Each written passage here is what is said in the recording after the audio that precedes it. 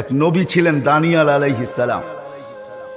কিতাবে পাওয়া যায় বহুত নবী এই উম্মত হওয়ার জন্য চোখের পানি জড়াইছেন। দানিয়াল আলাইহিস সালাম উম্মত হওয়ার জন্য আল্লাহর কাছে দরখাস্ত করেন নাই। বাদায়ে নেহায়া আছে, কিতাবের নাম বলতেছি, উলামায়ে কেরাম দেখা নিতে পারেন, আদি অন্তের ভিতরেও আছে।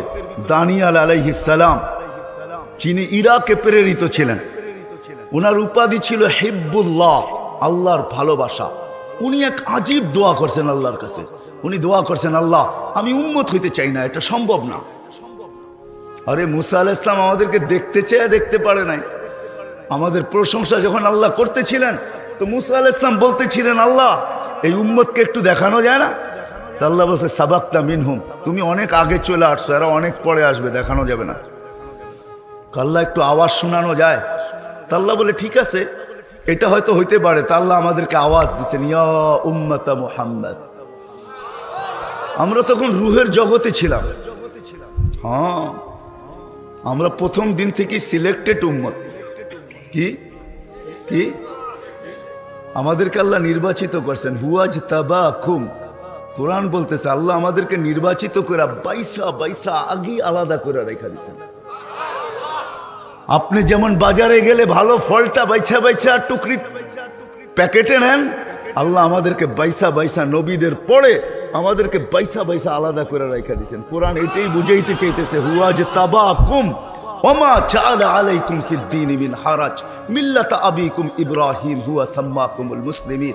তো আমরা আগের থেকে নির্বাচিত, আমাদেরকে আলাদা করে আল্লাহ রেখা দিয়েছেন, এক জায়গায় প্যাক করে রেখা দিয়েছেন।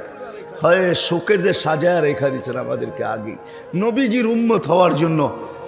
আল্লাহ মুসা আলাইহিস সালামকে বলছেন, মুসা দেখা যাবে না, আওয়াজ শোনানো যেতে পারে। আল্লাহ আমাদেরকে আওয়াজ দিয়েছেন, ইয়া উম্মতা মুহাম্মদ। বলতে দেরি, আমরা সাড়া দিতে দেরি করি নাই।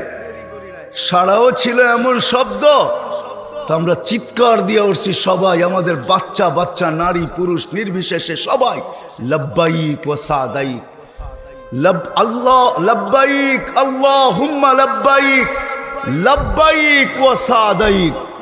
আল্লাহ আমরা উপস্থিত, আপনি ডাকে সাড়া দিতে পারে আমাদের ভাগ্য খুলে গেছে। মুসা আলাইহিস সালামকে জিজ্ঞাসা করছে, আল্লাহ কিরকম শুনলো আওয়াজ? মা সামিতু আহসানা মিনহু কাত্তু, এরকম সুন্দর আওয়াজ আমি জীবনেও শুনি নাই, আর এমন সুন্দর বচন ভঙ্গিও শুনি নাই। এত সুন্দরভাবে কেউ জবাব দিতে পারে? আল্লাহ বলে, মুসা যদি বচন ভঙ্গি তোমার কাছে সেরা হয়ে থাকে, তাহলে তোমার সামনে আমি নির্ধারিত করলাম যে আমার ঘরে আসবে, এহরাম